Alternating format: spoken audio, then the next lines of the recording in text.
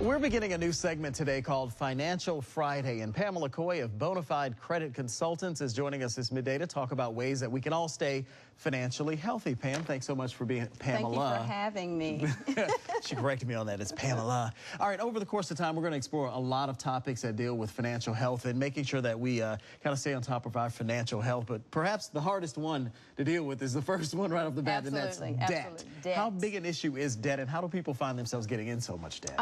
Debt is a significant issue for most consumers today. It all started actually before the recession because people typically find themselves living beyond their means rather than living within their financial means. I would imagine credit cards is probably the easiest way to do that. The easiest way to get there. And so when the recession hit, there were folks that were already in financial distress, and so that just kind of expanded on the situation and that got us where we are here today. All right, credit cards are a tough thing for a lot of us, I will admit that. All right, first thing off the bat, how do we get ourselves out of debt? And you have something called the power of 50. What is the power of 50? The power of 50 is an interesting rule. It's easy to do. If you're thinking about it from a credit card perspective, anytime you're paying just the minimum payment on a credit card, you want to get to a position where you can pay more than that because you're extending the time period as to when it will take you actually to pay off the credit card.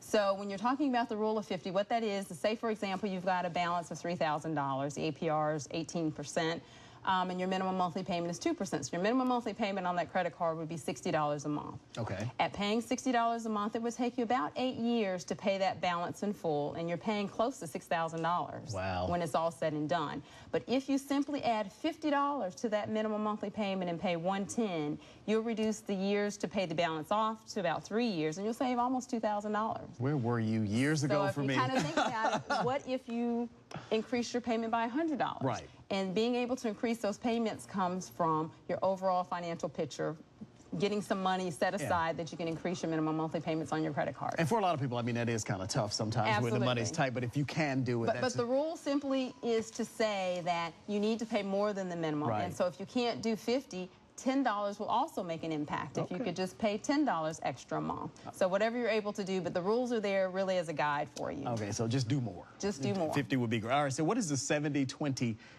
rule? 70-20-10 rule is applying to or discussing your savings and how you should apply those percentages across your monies. For example, 70%, not more than 70%. And again, these are just tools and rules, not necessarily everybody fits this to the T. Not a mandate, but something that'll help you. Exactly, just a guide. But 70% of your money should be spent on your living expenses, which is your housing, your utilities, things of that nature.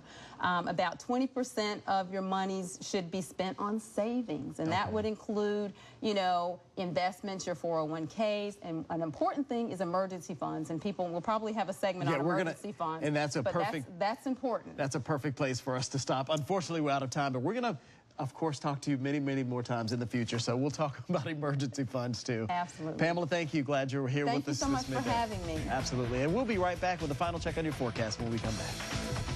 Very good. Thank you so much.